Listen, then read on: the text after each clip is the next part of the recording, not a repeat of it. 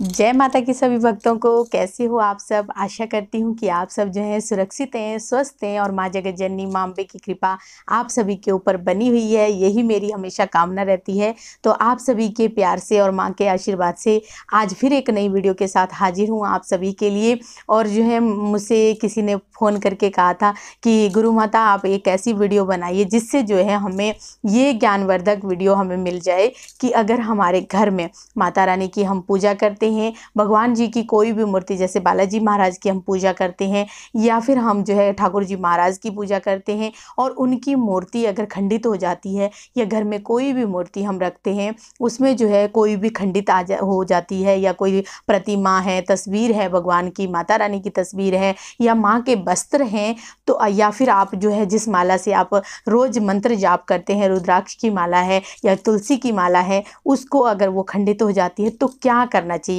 किन बातों का ध्यान रखना चाहिए और उस खंडित हुई मूर्ति का हमें क्या करना चाहिए, कैसे कैसे किस किस विधि विधान से जो है हमें उनको स्थान देना चाहिए। तो आज ये सारी वीडियो मैं आपको डिटेल से बताऊंगी। मेरे साथ अंत तक बने रहो, तभी आपको सारी वीडियो समझ में आएगी, तभी आपको सारी जानकारी मैं अपनी तरफ से दे पाऊंगी। अगर आपको वीडियो अच्छी लगती है तो लाइक करें, शेयर करें, कमेंट करें और माँ के इस प्यारे चैनल को जरूर सब्सक्राइब करें। साथ में बेल आइकन है उसको प्रेस करें ताकि आने वाली हर एक वीडियो की नोटिफिकेशन सबसे पहले आपके फ़ोन में तुरंत पहुँच जाए और जो है मैं ऐसी ही माँ से जुड़ी हुई वीडियो और रोज़ आप तक लाने की कोशिश करूँगी।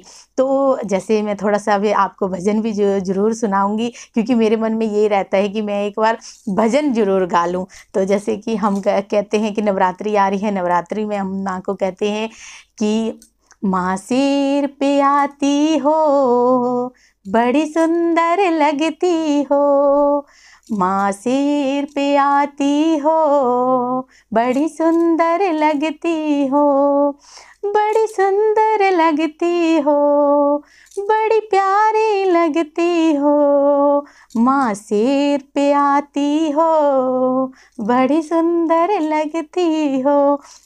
तो मेरे मन में रहता है कि छोटे छोटे एक दो लाइनें आपके लिए ज़रूर गाऊं और माता रानी के लिए ज़रूर गा के सुनाऊं।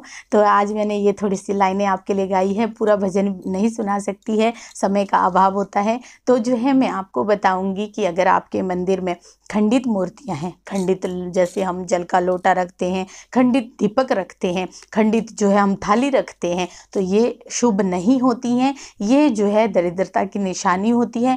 आप चाहे घंटा आप पूजा करते हो, चाहे 2 घंटे पूजा करते हो, चाहे आप 24 आवर्स पूजा करते हो, तो वो पूजा आपकी खंडित हुई होती है। उस पूजा का आपको बिल्कुल भी फल नहीं मिलता है। चाहे आपके घर की जो मंदिर में घंटी होती है, घंटी खंडित है या फिर पूजा में यूज़ करी हुई कोई भी सामग्री है आपकी, वो अगर खंडित है तो वो बिल्कुल भी आपको फल नहीं मिलेगा, चाहे आप जितनी मर्जी पूजा कर लें। इस बात का आपने खास ध्यान रखना है। अब बात करते हैं कि मंदिर की मूर्तियां खंडित हो रही हैं, भगवान की प्रतिमा, हमें जो है ना मोह हो जाता है उस मूर्ति से, हमें जो है अपनापन लगता है मूर्ति के अंदर। ऐसा लगता है कि इस मूर्ति को हम इतने सालों से पूजते आ रहे हैं और एकदम से खंडित होगी, क्या ये अपशगुन है? ऐसा कभी भी नहीं सोचना है। अगर आपके मन के जो भाव हैं वो अगर भगवान के प्रति सच्चे हैं, वो आशावर्धक हैं और आपके जो है निष्ठावान हैं और आपके मन में जो है माँ के प्रति पूरा प्रेम है, तो वो ऐसा कभी भी नहीं सोचना है कि हमारी जो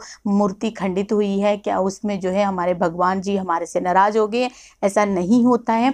आपकी जो मूर्ति है वो पुरानी हो गई है, तो भगवान चाहते हैं कि अच्छी मूर्ति और बड़ी मूर्ति आप लाके मंदिर में दोबारा से स्थापित कर दीजिए। जब भी आपके घर में जैसे कि हम माता की ड्रेस बदलते हैं, माता का श्रृंगार करते हैं और माता की श्रृंगार की अगर आपकी जो ड्रेस है, माता की चोली है, कुर्ती है, वो अगर खंडित हो जाती है, आप कभी भी टूटे फूटे या फटे हुए कपड़े पहनोगे नहीं, पहनोगे ना। तो यही बात आपने रखनी है क्योंकि हमें लज्जा लगती है। फटे हुए कपड़े अगर हम पहन लेते हैं तो सामने वाला हमें हमारे लिए क्या सोचेगा, हम यही सोच के जो है उन कपड़ों का त्याग कर देते हैं, उसी समय उतार देते हैं। तो यही चीज़ हमें जो है भगवान के प्रति अपने भावों के साथ रखनी चाहिए कि माता रानी की ड्रेस ऐसी हो, ऐसी हम डालें, ऐसी हम पहनाएं जो माँ के ऊपर जो है रूप निखर के आए और हमारा मन करे कि हम और भी अच्छी अच्छी ड्रेसें माँ की पहनाएं।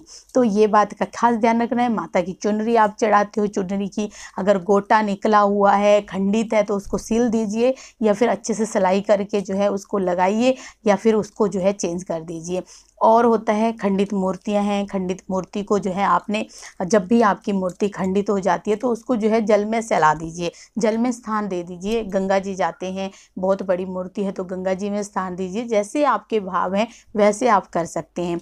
जैसे कि अब बात करती हूँ कि अगर आपके घर के मंदिर में जैसे कि मूर्तियाँ खंडित हो गई है तो अब आपको कौन सी मूर्ति लेनी चाहिए। एक ऐसी मूर्ति लो जो कभी भी खंडित ना हो। थोड़े से पैसे ज़्यादा लग सकते हैं पर ऐसी मूर्ति होनी चाहिए जो आपके जैसे सालों साल चलती आए पर उसमें कोई भी किसी भी चीज़ का बदलाव ना हो, जैसे कि रंग ना बदले। कई बार हम ऐसी मूर्ति ले लेते हैं वो बिल्कुल रंग जो है उसका जो पेंट हुआ होता है वो चेंज हो जाता है, काला पड़ने लग जाता है।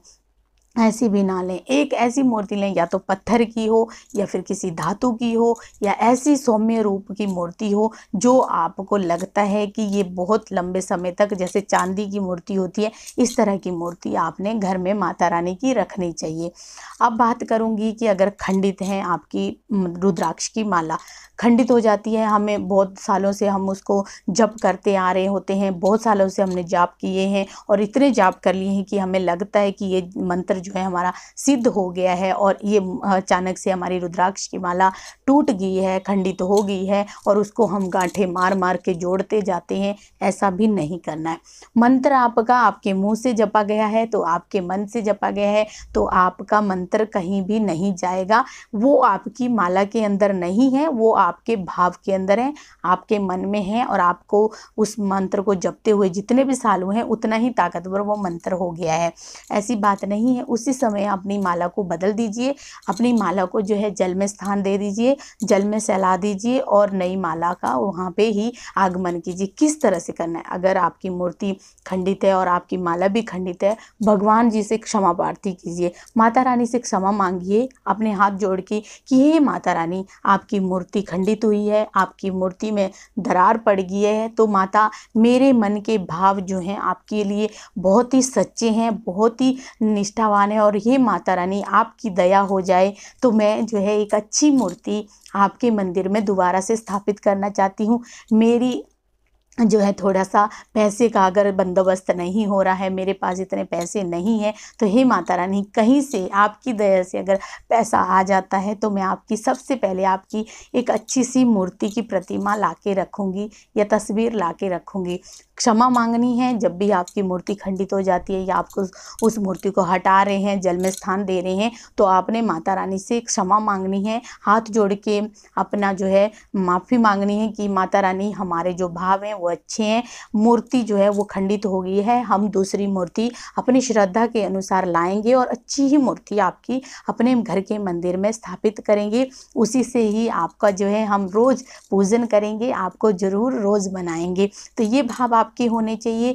और जो है जब भी आपकी, जैसे माला की बात करी मैंने, माला के लिए भी आपने जो है माफ़ी मांगनी है। जो भी मंत्र का आप जाप करते हो उससे आपने माफ़ी मांगनी है कि माता रानी हमारे द्वारा जो भी अज्ञानतावश भूल बख्श, अगर हमने कोई भी गलती या त्रुटि पूजा में कर दी है या मंत्र जाप करते समय हमारी जो माला टूट गई है उसको हम जो है जल में स्थान दे रहे हैं, जल में सहला रहे हैं, क्योंकि हर तरह की नकारात्मक ऊर्जा, हर तरह की जो दरिद्रता है वो जल में ही चली जाए और हमारे घर में हमेशा सुख समृद्धि माँ लक्ष्मी का वास हो और जो है हर तरह से हमारे घर में अन्न धन की कोई भी कमी ना हो। इस तरह की भावना अगर आपकी होगी तो आपके ऊपर किसी भी तरह का कोई भी दोष नहीं लगेगा। अगर आप खंडित मूर्तियों की पूजा करते हैं तो वो मूर्तियां आपको कोई भी लाभ नहीं देती हैं, किसी भी तरह का आपको कोई भी पूजा का फल नहीं मिलता है, वो पूजा भी आपकी खंडित होती है।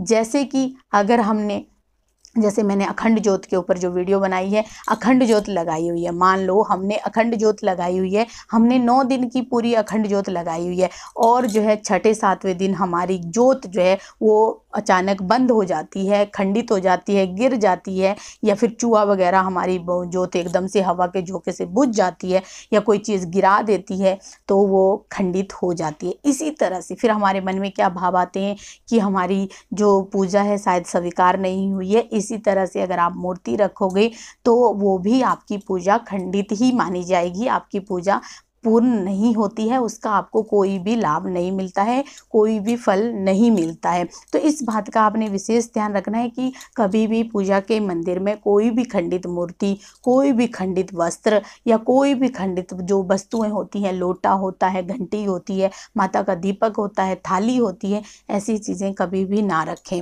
हमेशा आज ही उनको हटा दीजिए। अगर आपके मंदिर में कोई भी इस तरह की खंडित प्रतिमा या फोटो, माता की तस्वीर है तो उसको हटा दो। ये मैंने आपको थोड़ी सी जानकारी दी है कि आशा करती हूँ ये वीडियो आपको अच्छी लगी होगी। अगर अच्छी लगी है तो लाइक करें, शेयर करें, कमेंट करें और माँ के इस प्यारे चैनल को भी ज़रूर सब्सक्राइब करें। चलिए, जय माता।